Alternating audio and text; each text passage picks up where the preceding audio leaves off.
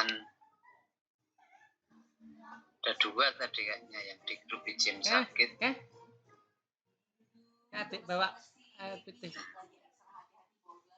Kemudian Mbak Ika di perjalanan, jadi saya kira sudah bisa kita mulai. Apakah ada tugas lanjutan hari ini mengenai instrumen analisis kemarin? Ada, Pak. Tidak ada ya?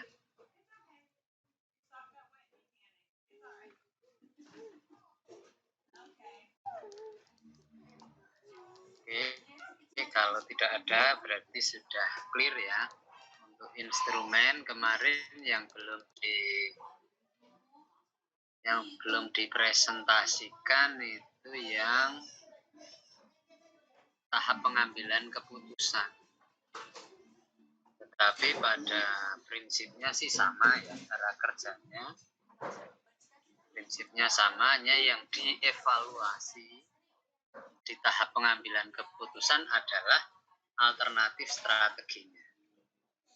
Jadi ketika di tahap pencocokan, tahap analisis itu di setiap posisi itu ada banyak alternatif strategi. Kemudian bagaimana membuat skala prioritas dari strategi-strategi itu bisa dievaluasi, dibandingkan dengan metode yang sama di tahap pengambilan keputusan. Yang contoh di materi saya kemarin adalah menggunakan QSPM metrik atau kuantitatif strategi planning metrik. Banyak metode yang lain, tetapi yang wajib dibahas di beberapa literatur itu ya mungkin hanya untuk membangun logika saja. Oke, jadi instrumen-instrumen itu membantu mengambil keputusan untuk mengetahui posisi unit-unit bisnis yang dimiliki oleh sebuah korporasi. Kemudian setelah tahu posisinya, maka kita bisa memilih strateginya.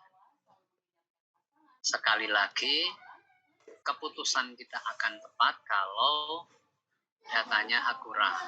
Kalau datanya tidak akurat ya, metode tinggal metode. Kemudian juga pernah saya sampaikan, metode itu lebih kepada membangun pola pikir, membangun mindset. Karena sekarang ya sudah dikemas dalam bentuk software. Di softwarenya ada, tinggal masukkan datanya, nanti keluar bahkan sampai keputusan. Itu saya kira kalau sudah tidak ada lagi terkait itu, saya lanjut ke instrumen di level bisnis.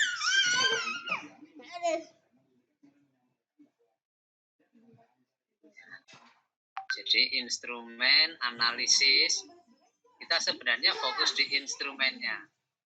Tetapi kan nggak bisa ngomong instrumennya saja. Pasti juga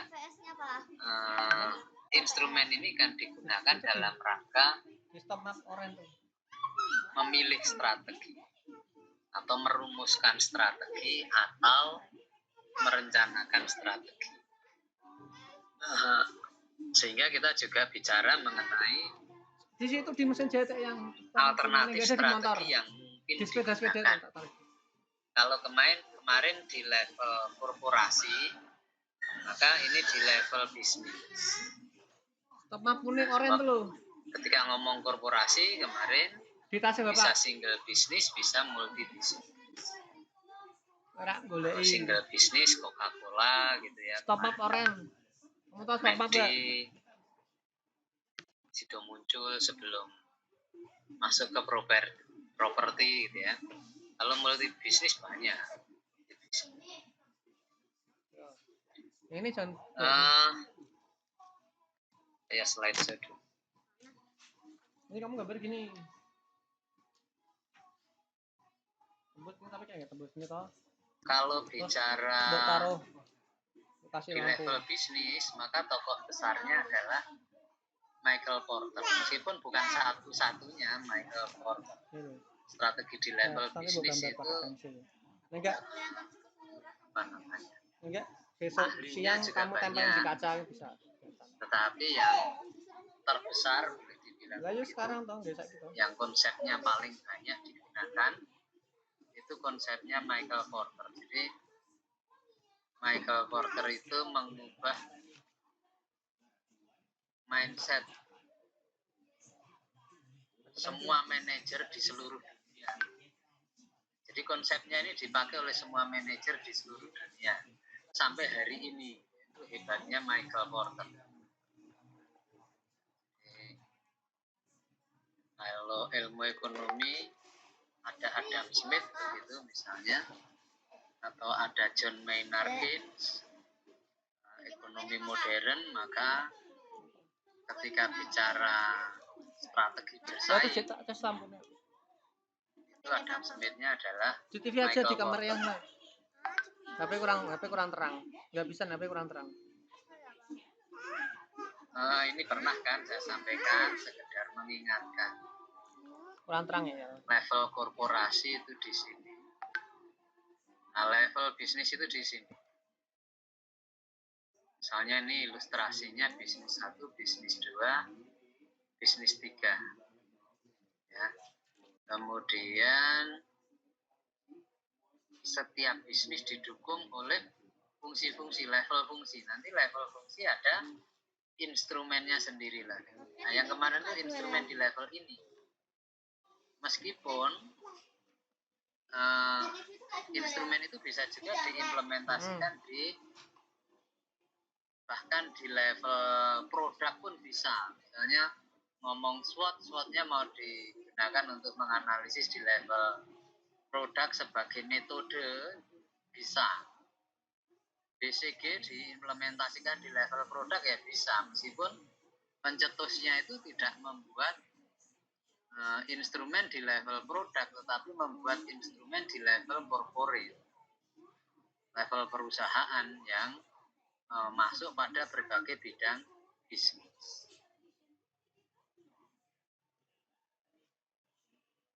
Ini sudah hanya mengingatkan, nah ini juga pernah kan saya tampilkan. Di level korporasi, fokus analisisnya adalah bagaimana membangun portofolio bisnis. Instrumennya analisis portofolio. Nah, ini yang sudah kita bahas antara lain ini. Nah, ini sebenarnya di level korporasi, tetapi bisa diimplementasikan sampai level produk industri ya, level industri bisa. Ya pasti. Kemudian level produk memang bisa. Asik. Memang enak. Berikutnya level divisi atau SBU atau strategic business unit. Kan beda kertasnya. Ini fokusnya pada membangun daya saing. Jadi kalau malam ini kita mau diskusikan instrumen di level bisnis, instrumen itu digunakan untuk membangun daya saing. Jadi fokus analisisnya adalah bagaimana menciptakan daya saing, bagaimana membangun daya saing, cara apa saja yang bisa dilakukan. Nah, untuk sampai ke sana, instrumen apa saja yang bisa digunakan ini sebenarnya lebih banyak. Instrumennya lebih banyak. Jadi ahlinya juga lebih banyak. Orang yang mengatakan bagaimana sih membangun keunggulan itu kan banyak sekali. Teori excellency, teori keunggulan ini banyak sekali. Antara lain Michael Porter. Bill Gates juga mengemukakan teori keunggulan. Versinya Bill Gates. Menurut Bill Gates, bagaimana supaya satu bisnis itu bisa unggul di tengah industrinya.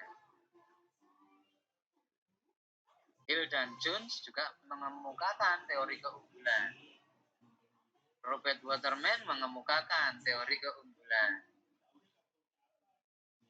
Banyak sekali. Kaplan dan Norton, kalau teman-teman pernah belajar balance sheet scorecard, BSC itu kan sebenarnya juga teori keunggulan. Bagaimana membangun keunggulan?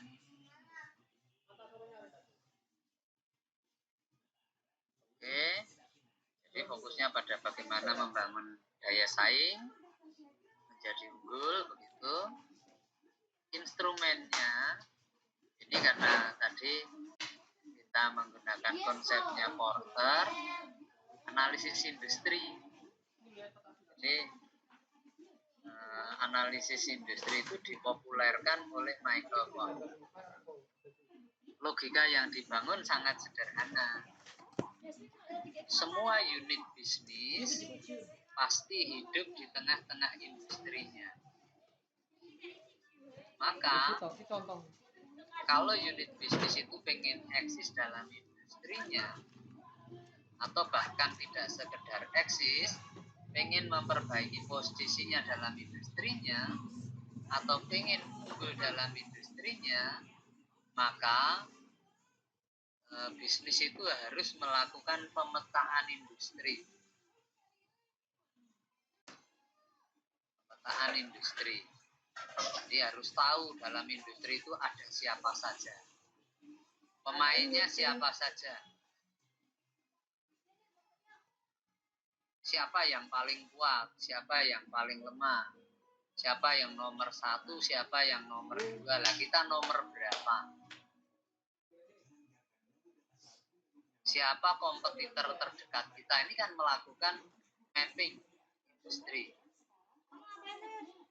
Nah, kemudian tidak hanya mappingnya, tidak hanya tahu siapa yang paling kuat, posisi kita di mana, ya. Tetapi sekaligus mappingnya ini yang paling kuat ini melakukan apa dalam industri? Yang paling kuat perilakunya bagaimana? Karena mereka determinan, ya, penentu industri itu mau dibawa kemana adalah para pemimpin industri itu yang menentukan arah. Kecuali ada penantang yang didukung oleh sumber daya yang memadai, ya mungkin bisa membelokkan arah juga. Harus tahu perilaku semua pemain dalam industri ini. Kita baru ngomong pemain itu mereka yang sama-sama masuk dalam bisnis yang sama. Tetapi ketika kita bicara industri, dalam industri itu tidak hanya pesaing yang ada, tetapi di sana juga ada pemasok, supplier. Nah, kita juga harus memetakan bagaimana perilaku pemasok. Di sana ada pendatang baru, new entrants. Kita juga harus paham bagaimana perilaku pendatang baru, bagaimana karakteristik pendatang baru, bagaimana karakteristik pemasok, bagaimana karakteristik pesaing. Di samping itu dalam industri juga ada customer, ada pembeli, ada pelanggan. Kita juga harus tahu karakteristik pelanggan. Kemudian masih ada lagi produk pengganti, substitute product. Nah, kita juga harus tahu karakteristik substitute product ini. Kita harus paham kekuatan-kekuatan itu, karakteristiknya bagaimana, perilakunya bagaimana, supaya kita bisa mendesain strategi pada unit bisnis kita secara tepat, sehingga bisa tetap eksis dalam industrinya, atau bahkan tidak sekedar eksis, tetapi bisa tumbuh, bisa berkembang, bisa unggul pada gilirannya. Sehingga fokusnya memahami faktor-faktor dan kondisi-kondisi yang terkait dengan kekuatan-kekuatan tadi di dalam industri, yang itu oleh Michael Porter dikatakan dengan istilah Porter Five Force, 5 kekuatan dalam industri yang harus dicermati agar kita bisa mendesain strategi kita secara tepat. Jadi analisis industri ini juga dipopulerkan oleh Michael Porter.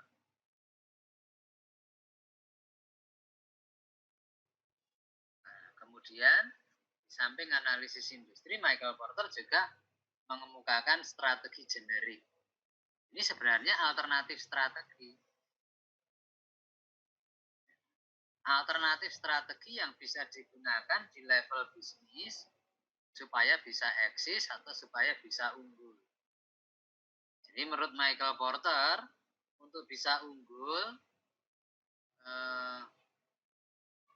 satu unit bisnis bisa menggunakan salah satu dari 3 strategi generik.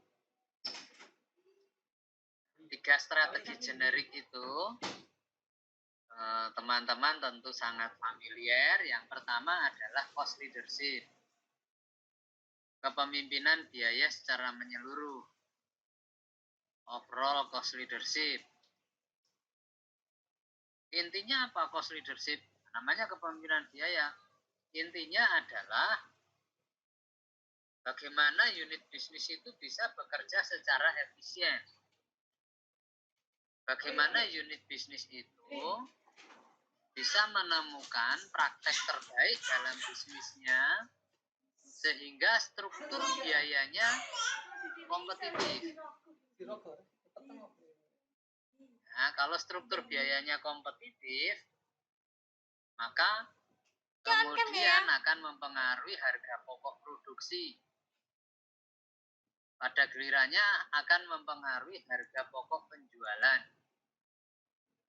Sehingga daya saingnya meningkat. Apa keunggulan produk Cina?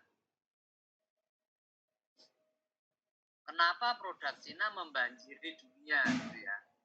Semua negara di dunia kalang kabut menghadapi serbuan produk-produk Cina. Sampai Amerika pun kalang kabut. Maka terjadilah perang dagang, kan gitu. Kenapa terjadi perang dagang? Karena ekonomi Amerika porsinya digeser oleh Cina, tergusur oleh Cina gitu. Karena apa? Cina bisa menggusur ya karena produk-produk Cina kompetitif. Apa yang membuat produk Cina kompetitif? Strateginya cost leadership. Struktur biayanya efisien. Struktur biayanya kompetitif. Jadi sama-sama misalnya ya produk handphone. Kenapa handphone Cina murah? Fiturnya sama, fasilitasnya sama, gitu ya. Tetapi murah ya karena dia bisa bekerja efisien. Kenapa? Apa? Antara lain bekerja efisien, tenaga kerjanya murah, misalnya. Bisa mendesain apa ya? Ya inovasi. Inovasinya berhasil sehingga teknologinya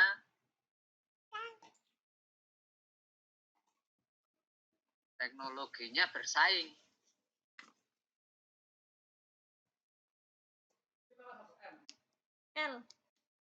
Pajaknya murah misalnya. Banyak faktor yang membuat struktur biayanya itu menjadi rendah. Etos kerjanya juga tinggi. Ya, jadi pegawainya nggak banyak merumpi, nggak banyak nganggur. Gitu ya. Jadi jam kerja itu ya betul-betul efektif untuk bekerja, begitu tidak curi-curi waktu misalnya. Jadi banyak faktor sehingga kompetitif, harga pokok produksinya bisa ditekan, harga jualnya bisa ditekan, sehingga terjangkau oleh pembeli. Elektronik Cina gitu kan terkenal murah. Apa saja mobil Cina murah. Pakai celana. Ya, semua produk. Ini menggunakan strategi cost leadership. Sama Korea yang dilakukan Korea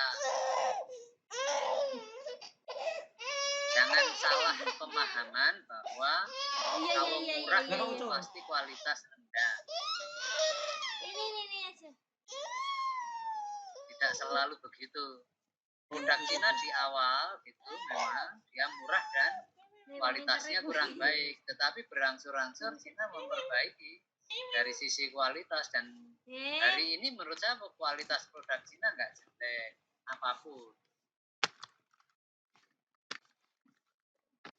Sehingga ya itu kompetitif. Jadi cost leadership. Yang kedua diferensiasi. Nah, strategi generik di level bisnis. Untuk memperoleh keunggulan di samping dengan cara bekerja efisien menurut Michael Porter. Yang kedua adalah dengan membuat produk yang different, yang berbeda. Nah, bukan asal beda, tetapi produk yang berbeda itu kalau bahasanya teman-teman marketing itu kemudian mengatakan memiliki nilai customer value yang lebih tinggi.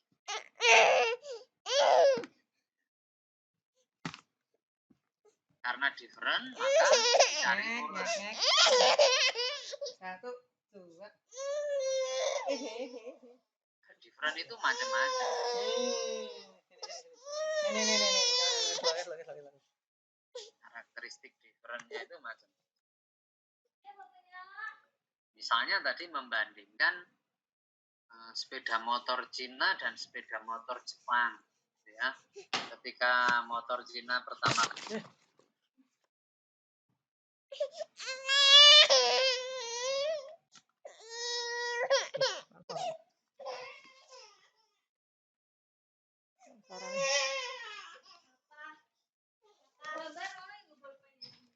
Orang bulan serius. Apa sih mana-mana? mobil Cina ketika di awal-awal ya kurang bagus, tapi sekarang sudah bagus. Wuling itu bagus menurut saya. Emang Kualitasnya kasih warna sing apik, nanti tak nilai. teknologinya bagus. Kamu Sekarang teknologi di Cina itu berkembang pesat, bahkan negara Eropa, Amerika di seluruh dunia itu berkiblat ke Cina. Belajarnya ke sana dari sisi teknologi.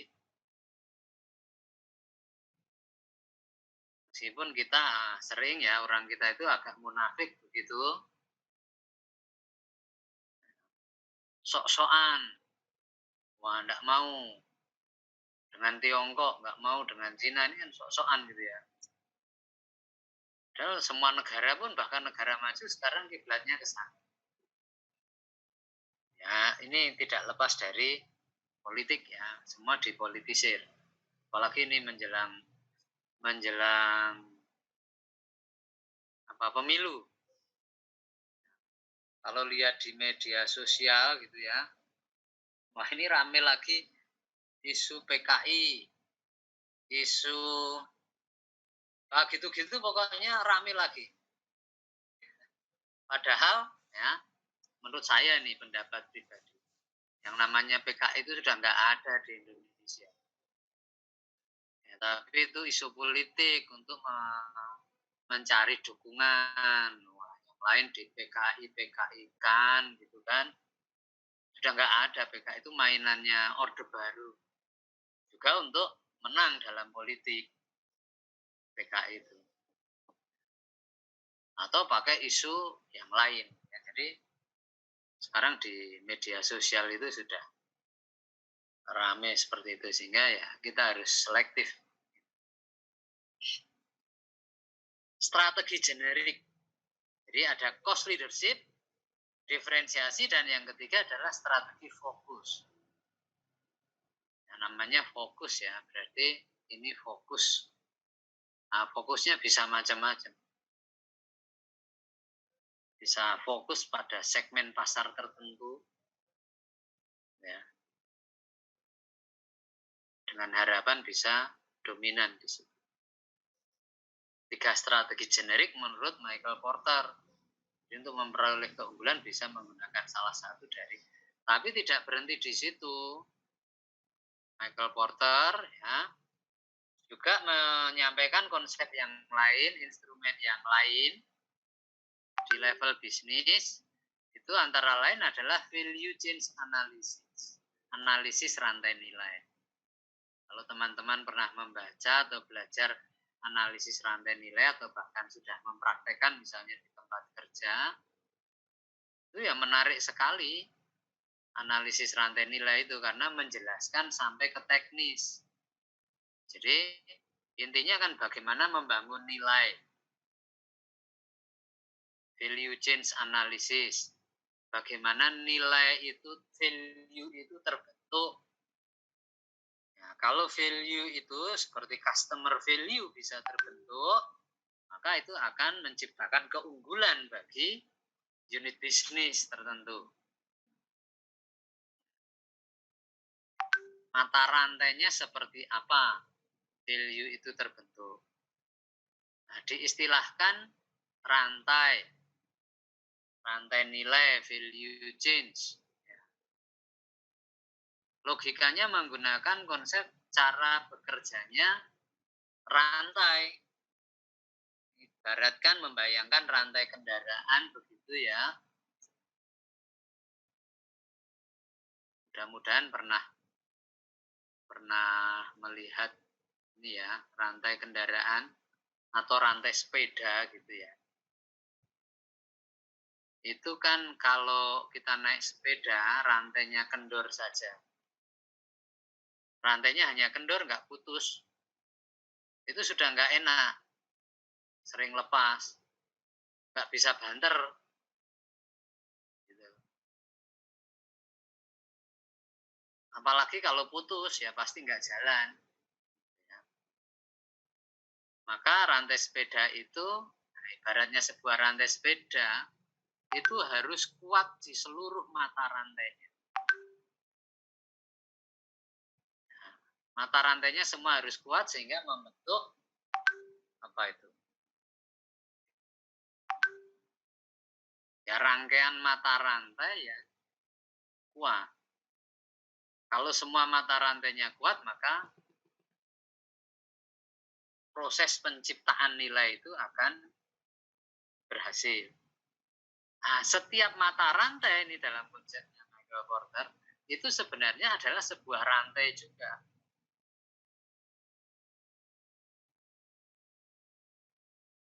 Jadi aktivitas yang ada di dalam perusahaan itu dikelompok-kelompokkan. Setelah dikelompok-kelompokkan, gitu ya, setiap aktivitas yang ada itu apa namanya ya, diinovasi terus-menerus, dikreasi terus-menerus. Jadi dikaji secara terus-menerus. Kemudian secara periodik dilakukan benchmarking dengan kompetitor-kompetitornya. Yang di benchmark apa aktivitasnya? Apakah aktivitasnya itu masuk dalam kategori inferior, masuk dalam kategori rata-rata atau ekuivalen, atau masuk dalam kategori superior. Kalau masuk aktivitas kita inferior ya, jadi harus diperbaiki supaya minimal rata-rata.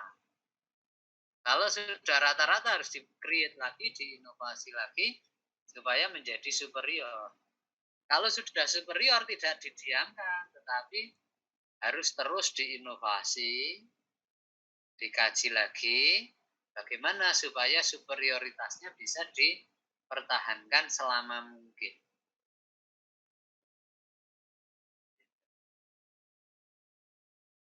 Ini analisis rantai nilai atau value chain analysis. Konsepnya Michael Porter. Jadi itu contoh instrumen ya. Nah, instrumen ini kan baru melihat versinya Michael Porter, padahal ada banyak sekali.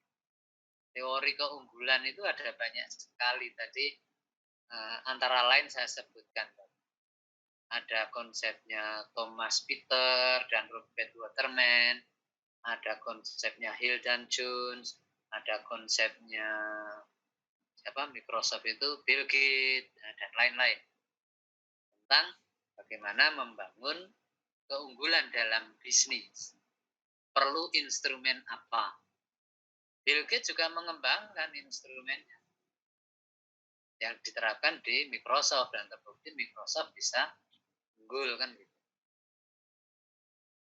Kemudian di level fungsi, fokusnya adalah produktivitas sumber daya yang ada pada masing-masing fungsi dan instrumennya tergantung fungsinya. Tadi ketika bicara fungsi kan banyak. Misalnya fungsi riset and development, fungsi keuangan dan akuntansi, fungsi pemasaran, fungsi humas, dan lain-lain tergantung kebutuhan setiap bisnis. Fungsi pemasaran punya instrumen sendiri, fungsi keuangan punya instrumen sendiri, dan seterusnya.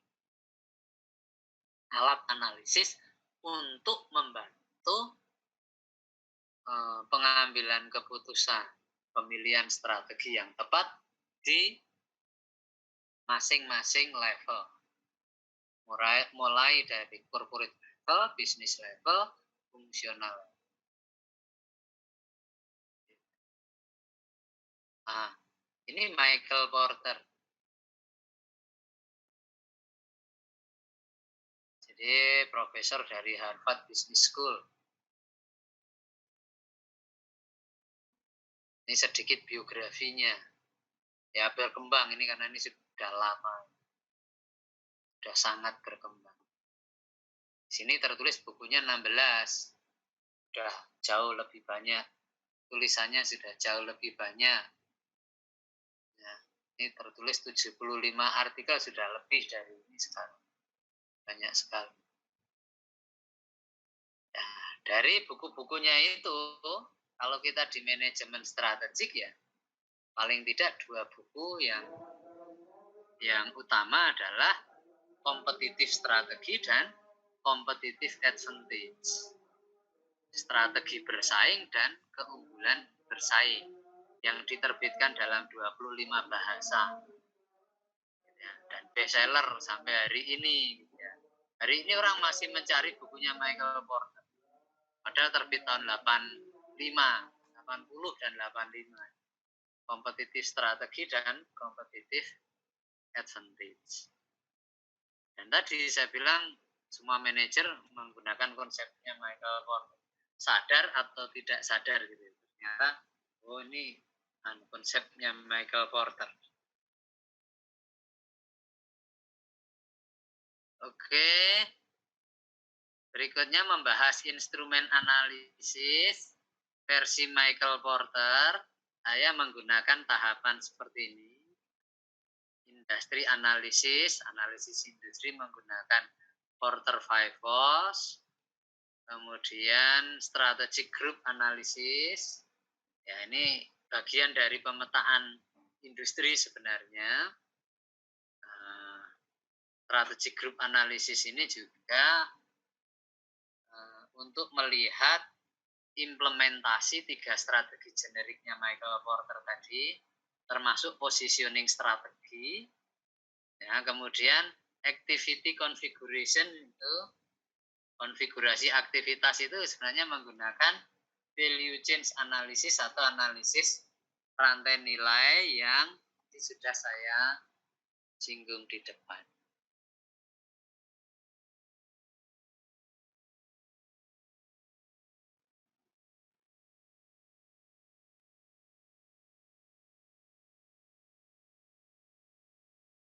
Nah, membahas tahapan ini, saya menggunakan contoh industri otomotif di Indonesia.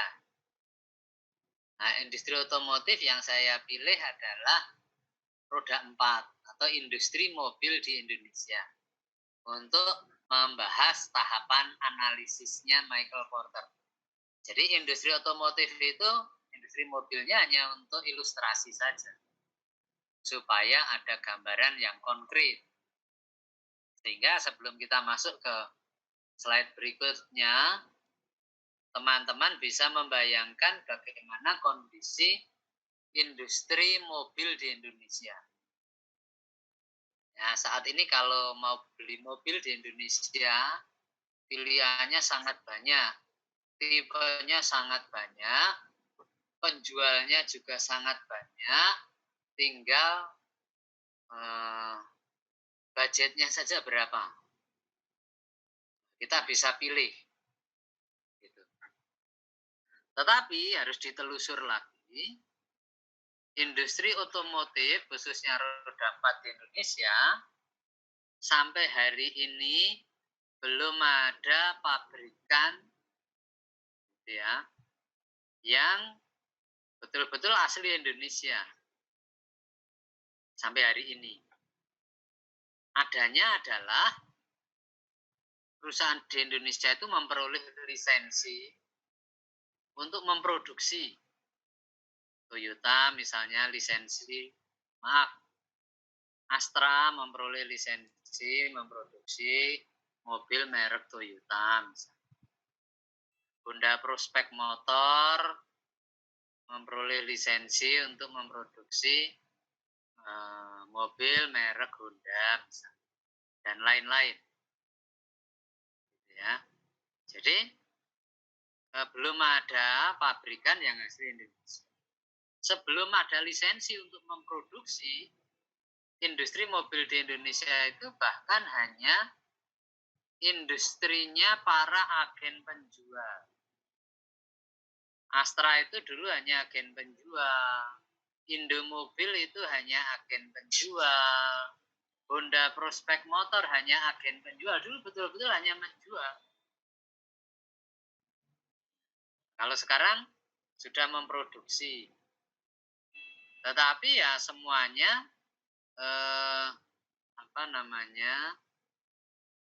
hanya lisensi, hanya merakit saja, assembling saja. Nah, ini perlu dipahami. Posisinya seperti itu. Sebelum kita lihat industri mobil, gambarannya ya, ini Porter 5 Force tadi. 5 kekuatan dalam industri yang harus ya, elemen of industry structure, elemen dari struktur industri, the 5 competitive force, 5 kekuatan persaingan menurut Michael Porter yang harus dicermati. Jadi di atas ini misalnya kita lihat, di sini ada new entrance, pendatang baru. Maka kalau ada pendatang baru, di tengah ini industri, unit-unit bisnis yang sudah ada sebelumnya, para pemain industri. Ya, termasuk perusahaan kita ada di sini misalnya, ketemu perusahaan-perusahaan sejenis yang lain. Ya, maka di sini kalau ada unit bisnis sejenis yang mau masuk dalam industri ini kan menjadi ancaman. Maka di sini ada threat of new entrance. Ancaman masuknya pendatang baru. Nah, ini kita harus melakukan pemetaan. Karakteristik pendatang barunya kayak apa? Dia pemain besar atau pemain kecil? Dia punya dukungan finansial yang kuat atau tidak? Mana yang lebih siap antara pendatang baru dengan para incumbent? Kalau pendatang baru lebih siap, ya dia akan berhasil masuk. Kalau dia berhasil masuk, maka kompetisi menjadi makin ketat. Kalau dia berhasil masuk, maka dia akan mengambil sebagian dari kue industri ini.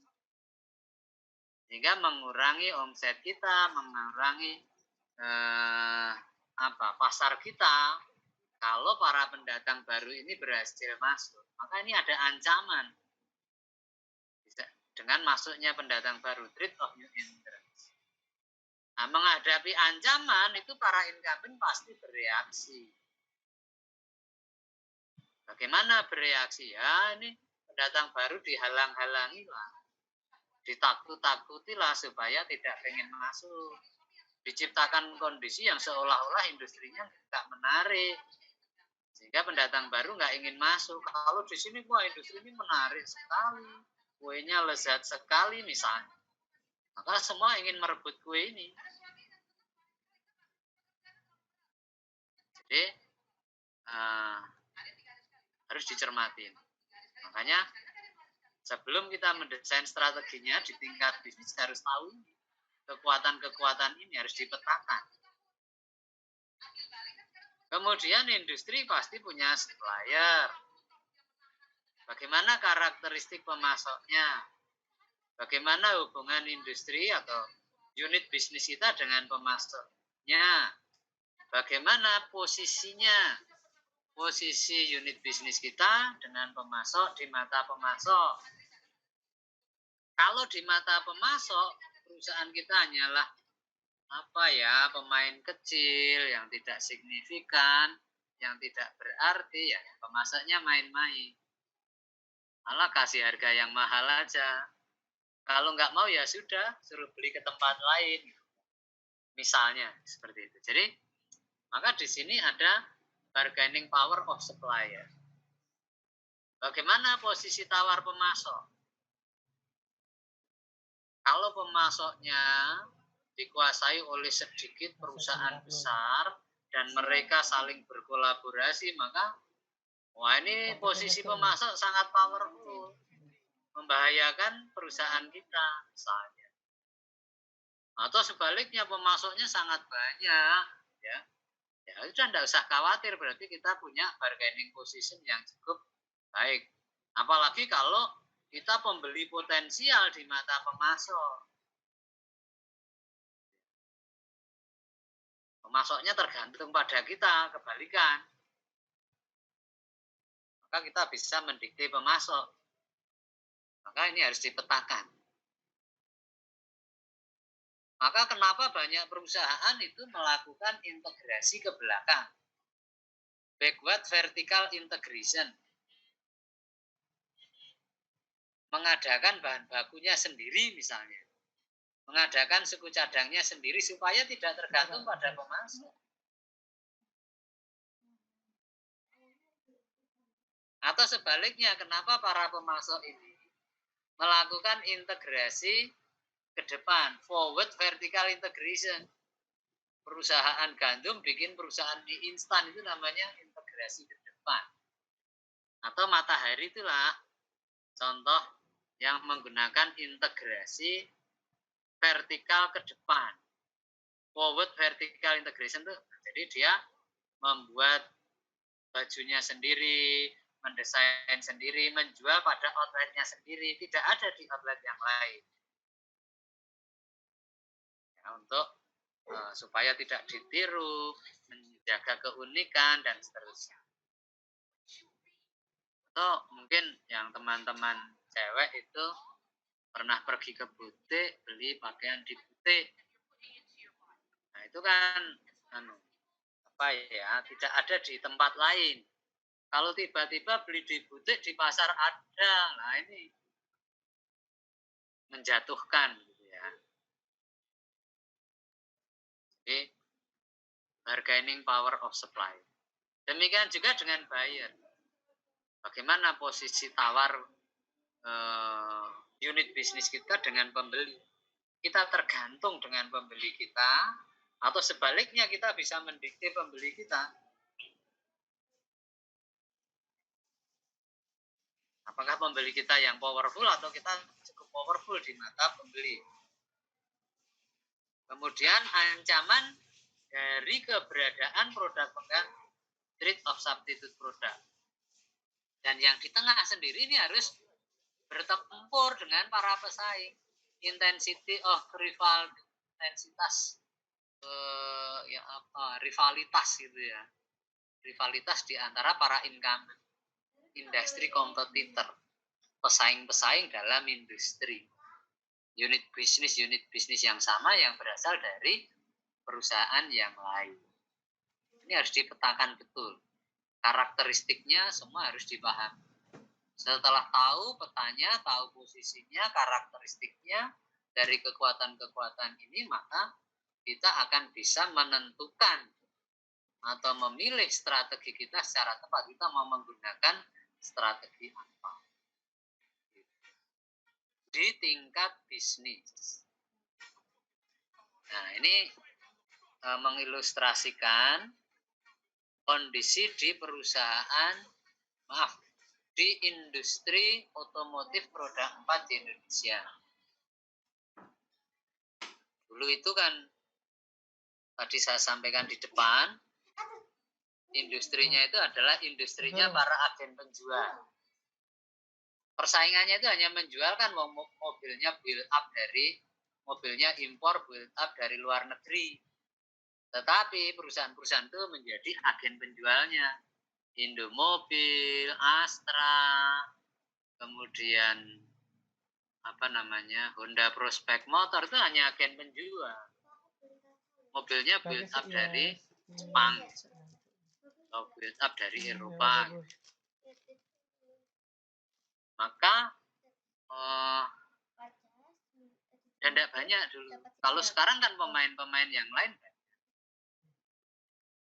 Maka ancaman pendatang baru. Bagaimana menghadapi pendatang baru kalau ada agen penjual yang baru? Ya, menciptakan barrier to entry. Menciptakan hambatan masuk. Apa yang dilakukan untuk menciptakan hambatan masuk? Misalnya ini. Membuat hubungan eksklusif dengan mitra. Mitranya siapa? Prinsipalnya. Prinsipalnya dalam kasus ini siapa? Pabrikannya lah.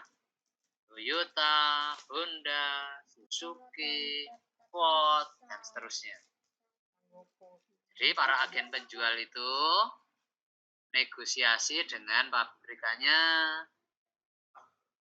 ya, kemudian ngajak kerjasama, bikin perjanjian, hubungan eksklusif. Jadinya apa?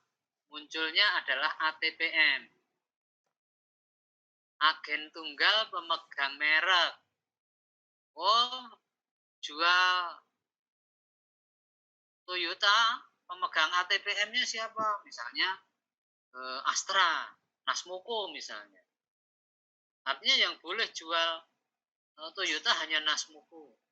Karena apa? Sudah terikat kontrak. Ini dalam rangka apa? Supaya orang lain nggak bisa masuk lagi karena namanya agen tunggal. Agen tunggal pemegang merek. Ini dalam rangka menciptakan barrier to entry. Itu yang dilakukan. Yang kedua, barrier to entry itu diciptakan dengan biaya investasi jaringan yang besar. Untuk main di bisnis otomotif roda 4, apalagi hanya sebagai agen penjual, ini kan harus jaringannya luas. Artinya apa? Dealernya ada di mana-mana. Sehingga memudahkan pembeli. Karena ini persaingan agen penjual. Nah, untuk bangun satu dealer saja biayanya sangat besar, apalagi harus punya jaringan yang besar. Yang bisa eksis itu, yang jaringan dealernya makin banyak itu makin eksis. Kenapa mobil Cina, mobil Korea di awal-awal kesulitan masuk? Karena terbatas di jaringan ini. Dealernya sangat sedikit, sehingga ini menyulitkan bagi konsumen. Baik untuk melakukan pembelian maupun pelayanan purna jual. Kesulitan.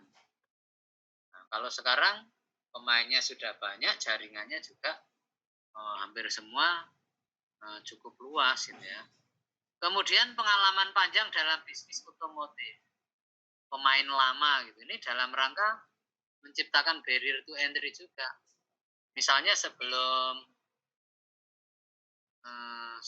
ini kan mobil itu kan dirakit ya, dirakit. Itu loh, karoseri. Ada karoseri. Nah, dulu kalau orang beli mobil pasti pilih karoserinya Adi Putro misalnya. Karoserinya Alexander. Setelah itu mungkin Laksana. Setelah itu mungkin New Armada. Apalagi saya nggak ngerti. Ini karena pengalaman panjang dalam bisnis ini sehingga memperoleh reputasi. Ini juga dalam rangka menciptakan barrier to entry. Jadi reputasi yang baik itu juga menjadi barrier to entry. Kalau sepeda motor Honda itu reputasinya baik sehingga orang atau ya pangsa pasarnya paling besar sampai timbul image ya orang mengatakan kalau naik sepeda motor itu naik Honda gitu ya. Padahal yang dinaiki Yamaha, yang dinaiki Suzuki, yang dinaiki Kawasaki. Ini gambaran. Jadi ini kan memetakan bagaimana kondisi pendatang baru, kemudian bagaimana caranya menghambat supaya pendatang baru tidak masuk. Berikutnya ini bagaimana mengatasi substitute produk pengganti. Nah, kalau mobil itu apa produk penggantinya?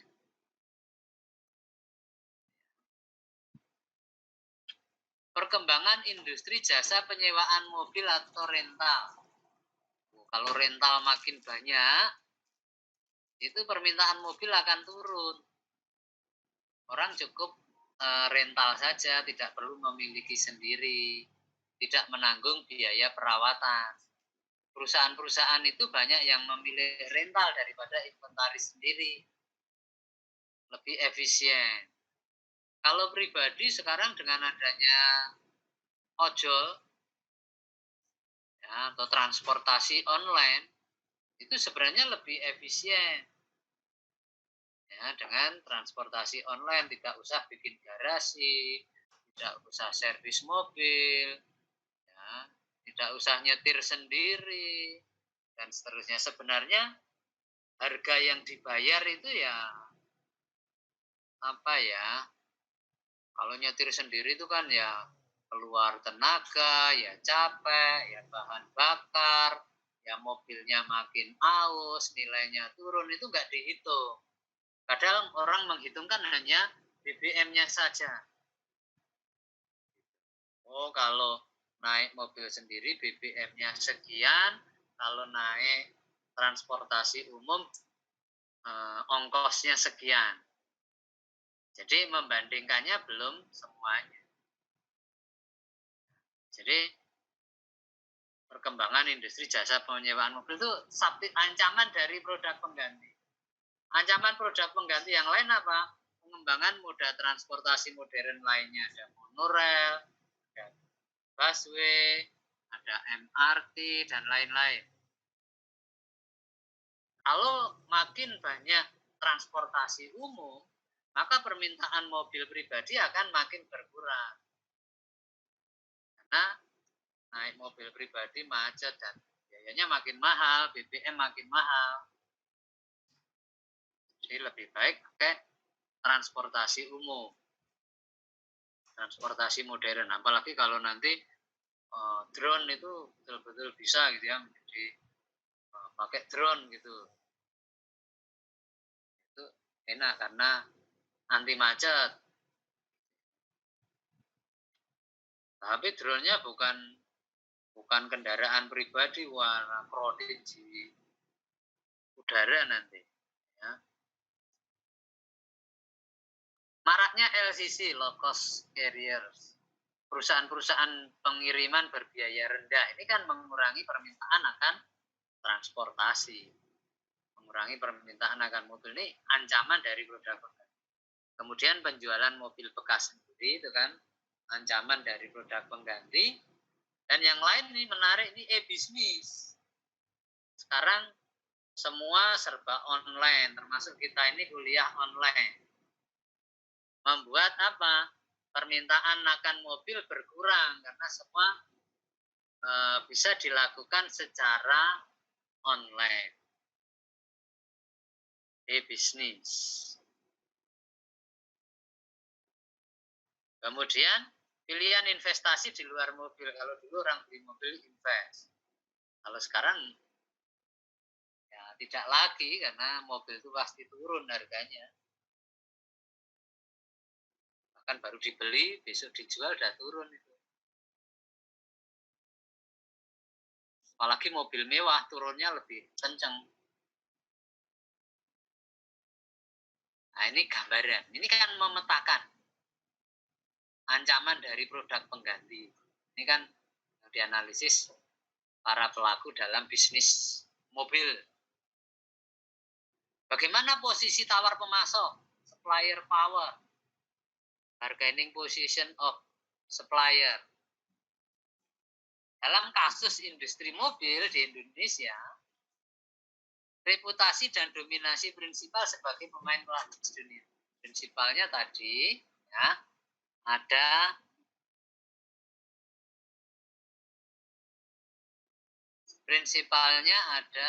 Toyota, prinsipalnya ada Honda, prinsipalnya ada Suzuki. Sementara kita kan agen penjual saja.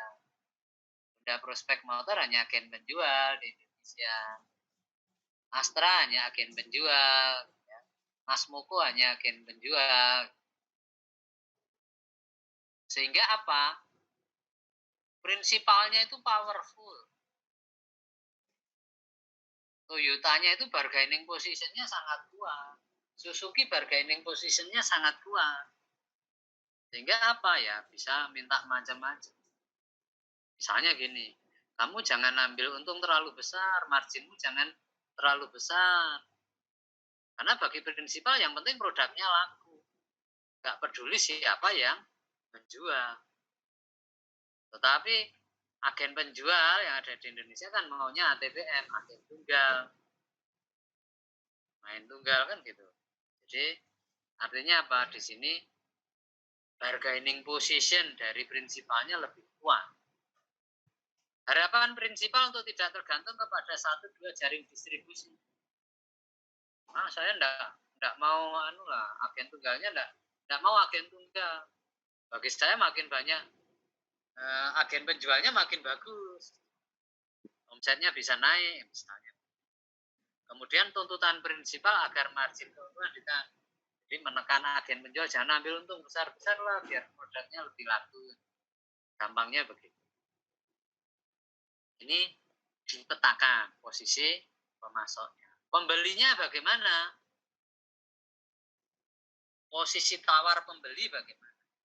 Semakin banyak pilihan produk dan outlet produk yang tersedia di pasar.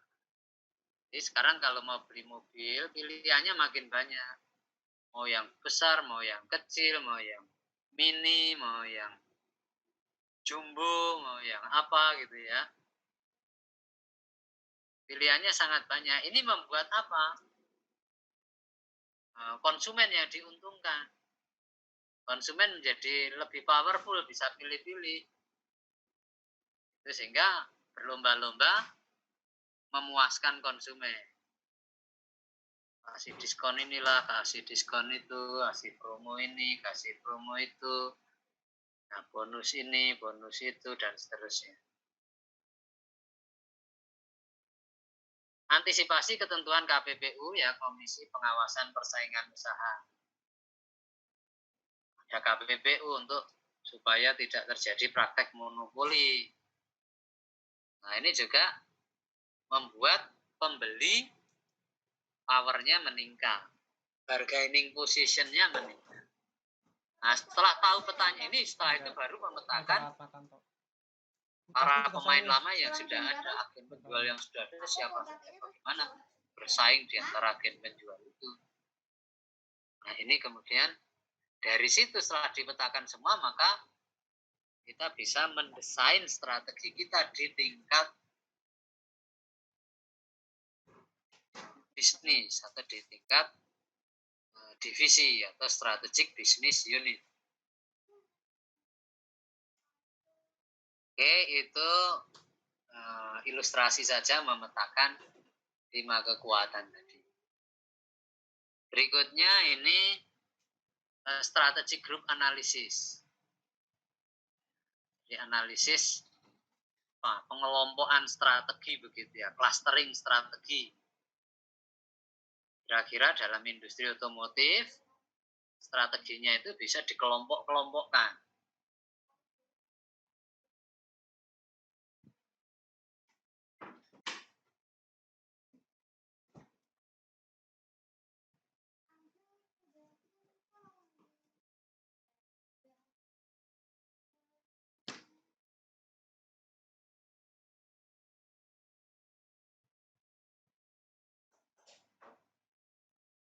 Jadi misalnya ini, strategi grup analisis industri otomotif kategori mobil sedan. Jadi yang dikelompokkan adalah mobil sedan. Mengelompokkannya dengan menggunakan dua kriteria. Sebuah horizontal adalah kedalaman lini produk. Sumbu vertikalnya adalah harganya. Kedalaman lini produknya rendah atau tinggi, harganya rendah atau tinggi. Kita lihat di sini, yang harganya rendah, kedalaman lini produknya rendah kategori sedan. Di sini ada Suzuki, Hyundai, Kia. Ini ada di kelompok yang sama ini, strateginya sama ini. Harganya rendah, bermain harga rendah, variannya juga nggak banyak.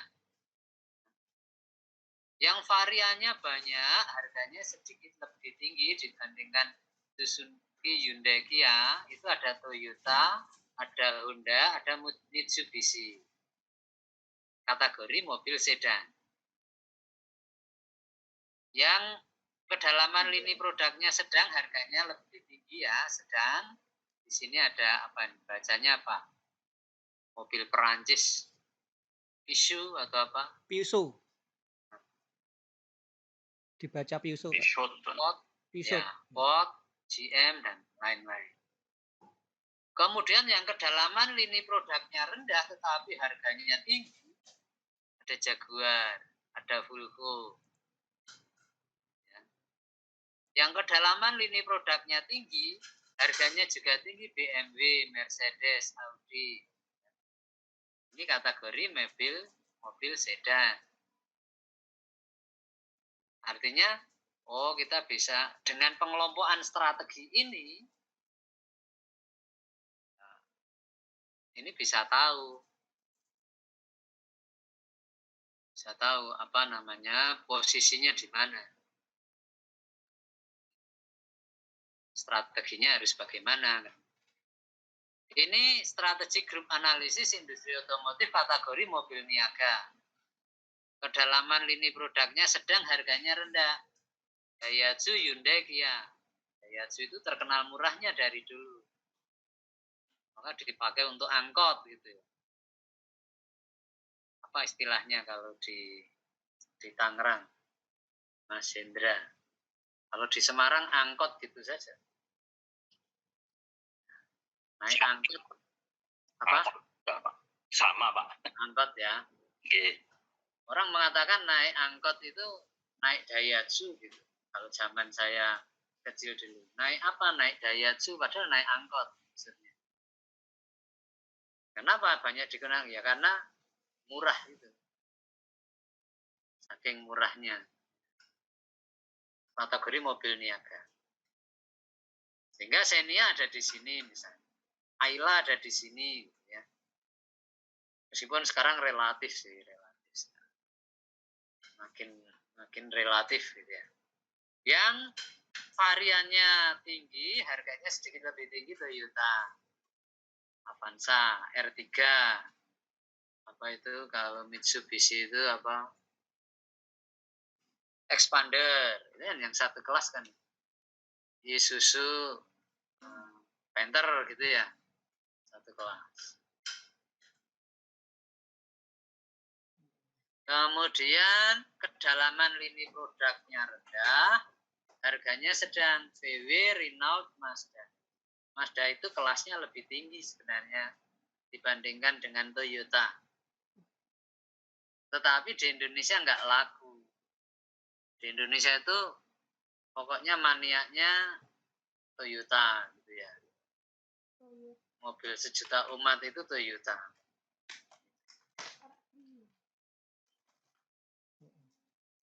Honda itu kedalaman lini produknya sedang, harganya juga sedang. Honda, Nissan, Ford, GMC, satu klaster yang sama. Kemudian yang kedalaman lini produknya rendah, harganya tinggi, ada BMW, ada Sangyong, misalnya Mercedes, dan ini kategori mobil niaga.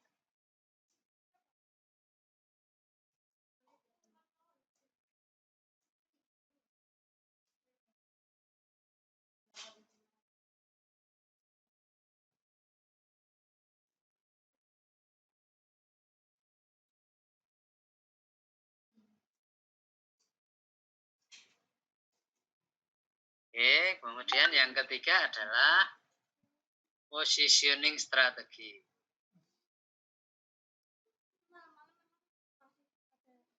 Positioning strategi menggunakan 3 strategi generik.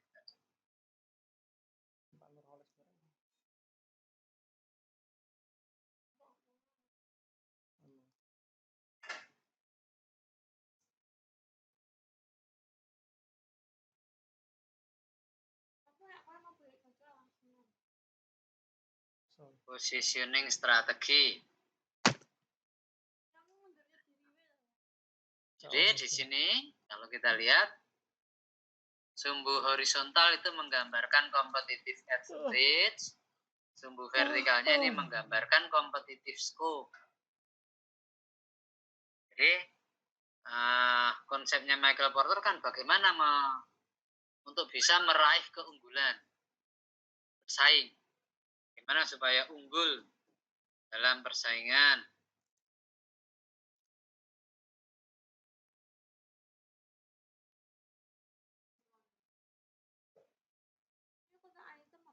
Nggak tahu.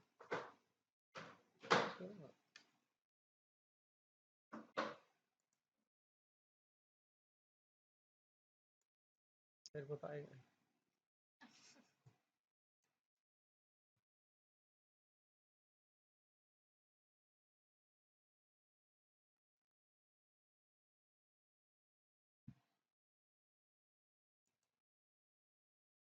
Jadi untuk meraih keunggulan tadi bisa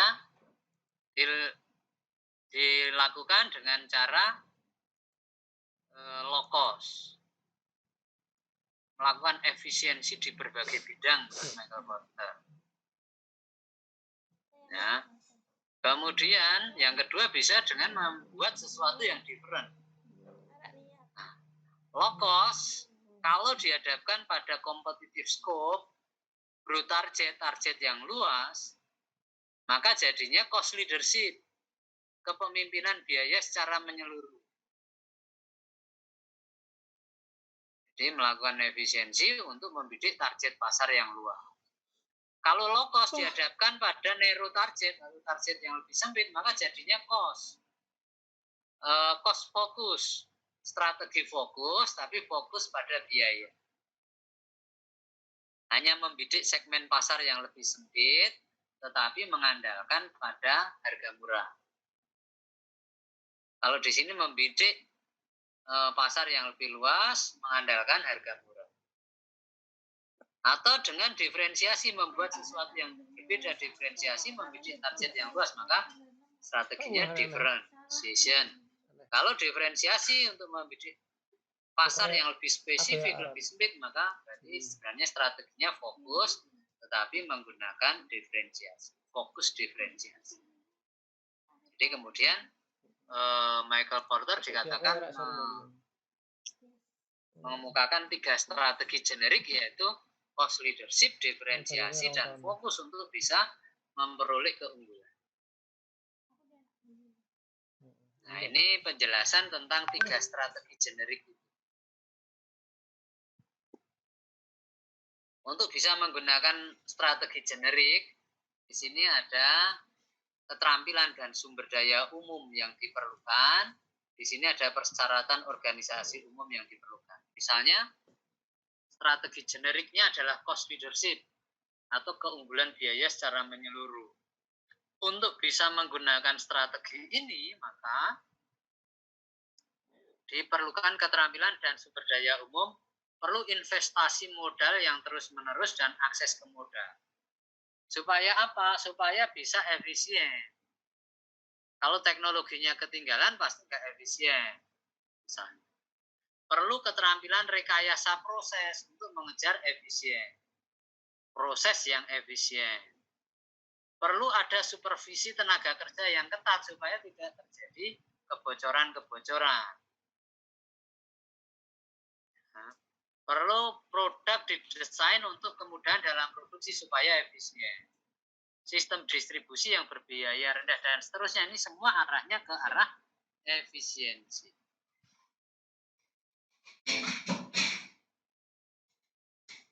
Kemudian persyaratan organisasi umum. Pengendalian biaya yang ketat, pasti. Oh, Laporan yang sering dan laporan pengendalian Saringan yang ya? rinci dan sering. di atas tuh. Insentif berdasarkan target kuantitatif yang tepat. Ini untuk bisa menggunakan strategi cost leadership.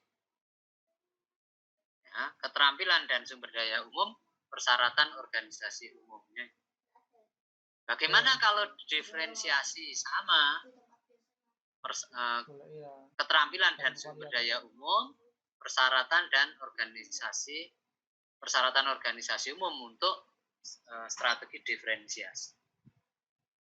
Perlu kemampuan pemasaran yang kuat, artinya jangan sampai perusahaan merasa sudah membuat sesuatu yang different, tetapi tidak bisa mengkomunikasikan dengan pembeli sehingga pembeli nggak tahu bahwa produk kita different. Itu aja plastik saringan warna kuning itu. Perlu bakat yang kreatif untuk membuat sesuatu yang different. Perlu kemampuan rekayasa produk. Perlu kemampuan yang kuat dalam riset dasar.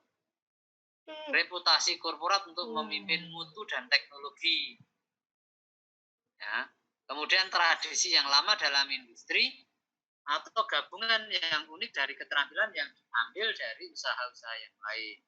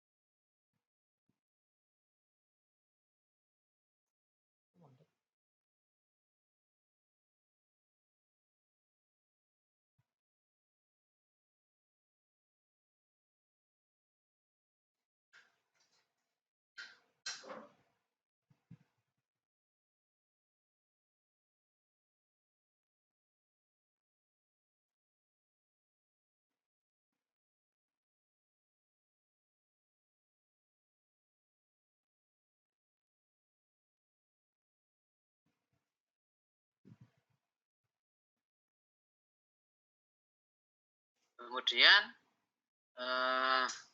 persyaratan organisasi umum untuk bisa menerapkan strategi diferensiasi, perlu koordinasi yang kuat antar fungsi-fungsi dalam riset dan pengembangan produk dan pemasaran. Perlu pengukuran dan insentif yang subjektif dari tolak ukur kuantitatif, suka untuk menarik tenaga yang berketerampilan tinggi, ilmuwan atau orang yang kreatif untuk membuat sesuatu atau mendukung supaya bisa membuat sesuatu yang different tadi. Nah, kalau strategi fokus itu kan sama, fokus itu kan ada fokus diferensiasi dan fokus biaya atau cost fokus dan differentiation fokus. Jadi persyaratannya tinggal fokus yang mana. Berikutnya, karena namanya strategi generik gitu ya, semua bisa menggunakan strategi ini. Maka ada risiko dari strategi generik. Misalnya strateginya cost leadership. Apa risikonya? Keunggulan biaya tidak bertahan lama. Kalau kita hanya mengandalkan murahnya saja, itu bisa tidak bertahan lama. Kenapa pesaing meniru? Orang mencari-cari kok sana bisa murah, kenapa ya? Oh, karena tenaga kerjanya murah. Kok bisa murah gimana? Oh, dia produksinya di Vietnam. Di Vietnam upah tenaga kerjanya murah, maka semua perusahaan juga memproduksi di Vietnam atau di Cina atau di tempat lain yang tenaga kerja. Atau teknologi berubah, muncul teknologi yang lebih baru yang bisa membuat lebih efisien lagi, sehingga membuat strategi cost leadership runtuh. Atau bisnis lain untuk keunggulan biaya runtuh. Keunggulan biaya tidak bertahan lama, Kak. Atau risiko yang kedua, kedekatan dalam diferensiasi hilang. Jadi maunya orang itu harganya murah, tetapi kualitasnya tidak jauh beda. Kalau sama enggak. Kalau murah kok kualitasnya sama ya enggak bisa. Harganya murah, tapi kualitasnya tidak jauh beda. Kembali kasus motor Cina dan motor Jepang. Motor Cina murah, tapi kualitasnya beda jauh dengan motor Jepang, sehingga ya nggak sukses. Tetapi misalnya motor Cina waktu itu kualitasnya sudah hampir sama dengan motor Jepang dengan harga yang lebih murah, maka ini orang-orang yang sensitif terhadap harga pasti pindah ke sana. Nah, contoh yang lebih konkret adalah handphone misalnya. Handphone itu harganya nyata berbeda, tetapi kualitas ini hampir sama sebenarnya. Misalnya pemegang mereknya Samsung dan Apple gitu ya. Sebenarnya kualitas handphone Cina yang high end loh ya, tentu saja itu enggak jauh beda gitu ya dengan Samsung misalnya, khususnya dengan Samsung. Kalau Apple memang iPhone itu memang lebih ada gap ya secara kualitas, memang lebih di atas gitu ya. Saya kira dengan Samsung pun masih unggul iPhone. Tapi kalau Samsung dengan handphone Cina gitu nggak ada bedanya kok. Kadang-kadang malah lebih baik handphone Cina gitu. Hanya orang Indonesia itu kan sudah terlanjur fanatik terhadap satu merek. Kalau nggak Samsung nggak gagah-gagahan, kalau nggak iPhone nggak gitu ya.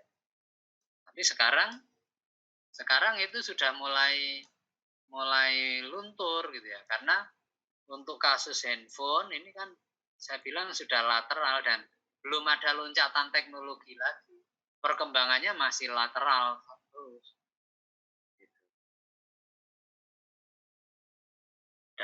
Dan orang sudah, kalau dulu kan kayak mode betul, ada model baru ganti, ada model baru kan, sekarang sudah nggak sebegitunya sekarang yang penting bisa Instagram, Instastory gitu ya, bisa bikin status, bisa gitu-gitulah sekarang. Yang update adalah statusnya. Yang update adalah Instastory-nya. Bukan gadgetnya. Gadgetnya sudah lateral.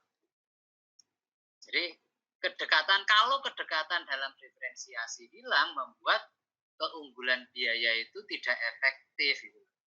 Maka ini resiko. Kemudian penganut strategi fokus mencapai biaya yang lebih rendah dalam segmen. Jadi tadi kan ada yang cost fokus. Jadi sama-sama menggunakan strategi cost leadership, tetapi hanya fokus pada segmen pasar yang lebih sempit sehingga bisa lebih murah lagi, sehingga meruntuhkan penganut strategi cost leadership yang membidik pasar yang baru.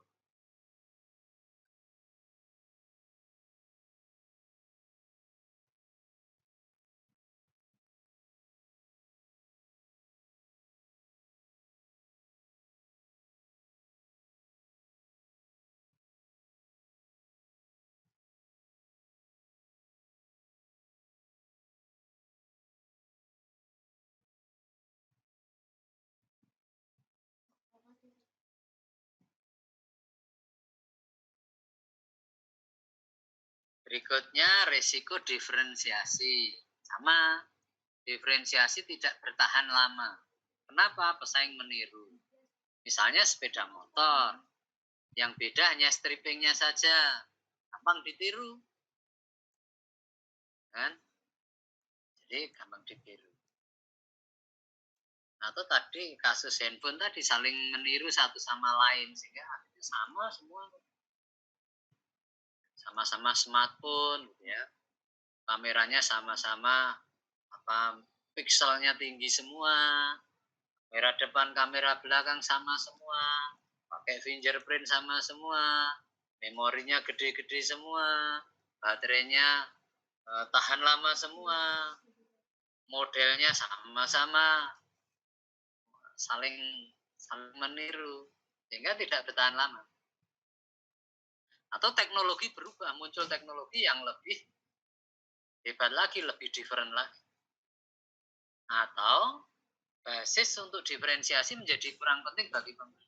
Kalau motor cuma beda strippingnya nggak penting lah. Gitu. Atau misalnya gini, sepeda motor satu remnya cakram, satu tromol. Kemudian pembeli itu mengamati, yang remnya cakram nabrak, yang remnya tromol nabrak. Berarti kemudian konsumen berkesimpulan nggak ada bedanya tromol atau cakram. Yang penting kehati-hatian pengendara. Sementara kalau pakai tromol kan lebih murah. Misal, membuat diferensiasi itu nggak bertambah. Kalau bedanya cuma itu. Atau kalau cuma bikin rem cakram ya semua bisa lah. Kedekatan dalam biaya hilang. Untuk menjadi different itu kan butuh riset, butuh macam-macam sehingga harganya menjadi tinggi. Nggak ada kedekatan dalam biaya maunya orang. Produknya different tapi harganya selisihnya jangan banyak-banyak gitu loh. Jadi ada kedekatan dalam biaya. Kalau nggak ada kedekatan dalam biaya, maka strategi diferensiasi ini menjadi tidak efektif. Kemudian penganut strategi fokus mencapai diferensiasi yang lebih besar dalam segmen. Jadi yang menggunakan strategi fokus ini bisa lebih different lagi sehingga meruntuhkan penganut strategi diferensiasi.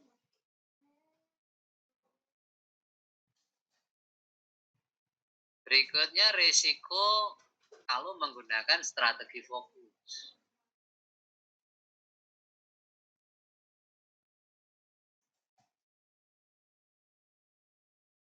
Strategi fokus ditiru. Jadi ditiru, misalnya yang lain kan yang membidik pasar Indonesia secara keseluruhan, saya fokus Jawa Tengah. Gunakan saya hanya membidik pasar Jawa Tengah saja, tapi ditiru.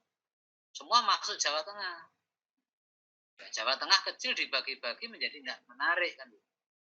Segmen sasaran menjadi rusak, tidak menarik secara struktural atau bahkan struktur rusak.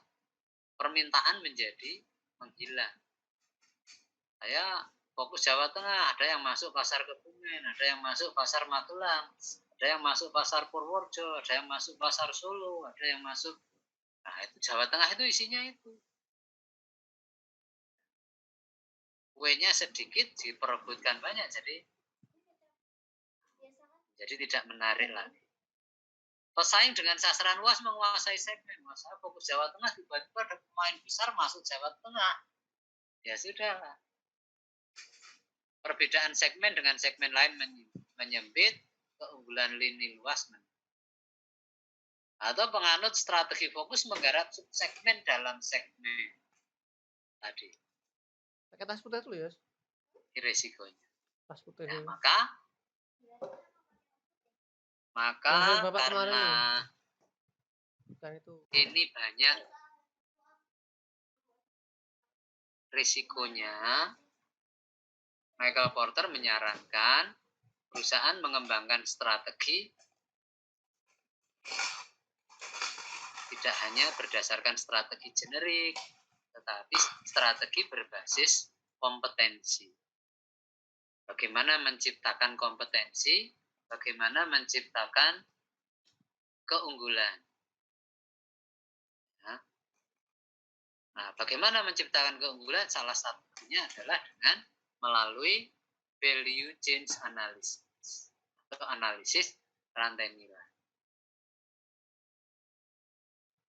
Nah, sebelum ke analisis rantai nilai, ini gambaran untuk industri otomotif tadi, positioning strateginya. Positioning strategi untuk kategori komersial car, mobil niaga. Siapa yang menggunakan cost leadership? Ada Hyundai, Kia. Bermain dengan harga murah.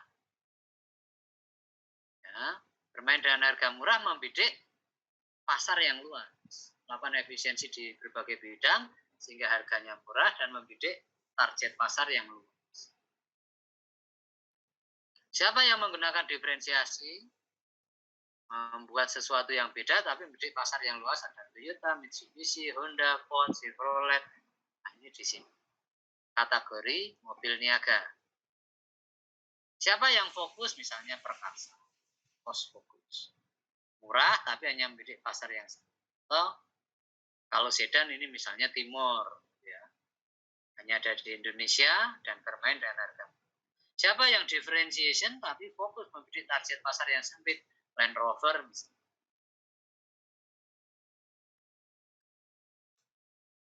Ini untuk kategori passenger car. Siapa yang dengan cost leadership Hyundai Kia sama. Differentiation ada Honda, Mitsubishi, Ford, Jangan.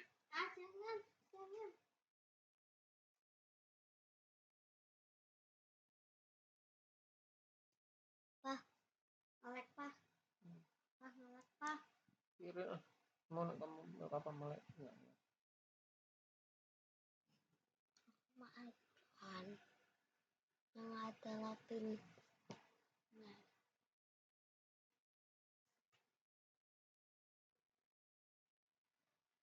Aku nonton TV ya.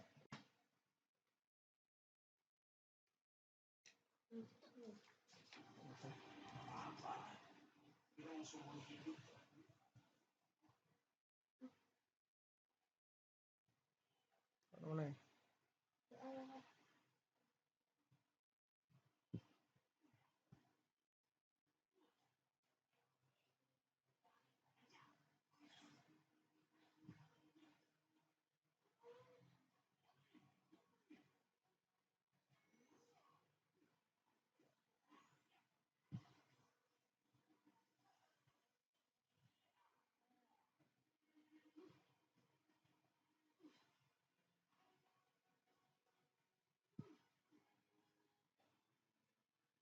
Apa bisa cerita? Maaf, sempat putus tadi. Putus sebentar. Nah, ini sudah nyambung lagi. Saya kira itu sebelum ke value change analysis, mungkin ada komentar, ada diskusi, ada tanggapan, ada pertanyaan, silahkan. Itu sudah clear ya, karena ini kan konsepnya Michael Porter itu sudah sangat lazim. Tapi kalau ada yang mau didiskusikan, ditanyakan, silahkan.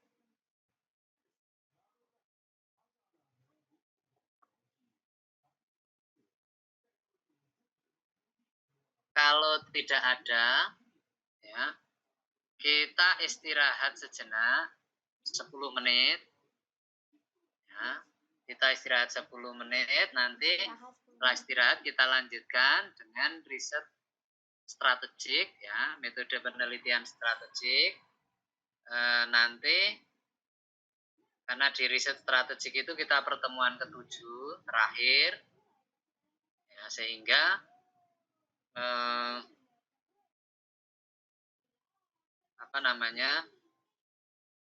ini kesempatan terakhir teman-teman untuk menyampaikan progresnya. Kemarin saya minta membuat bab 1 sampai dengan 3. Sudah sejauh mana teman-teman membuat bab 1 sampai 3 disampaikan.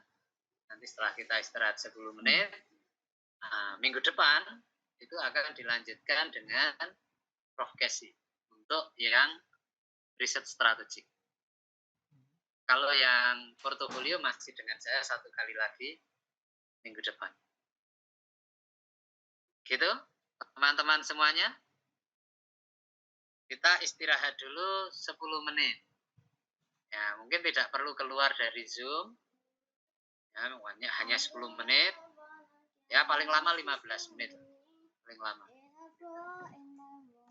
Oke, sampai ketemu 15 menit lagi. Ya, Pak. 15 kali ke 10. Iya sih. Dosennya apa, Pak?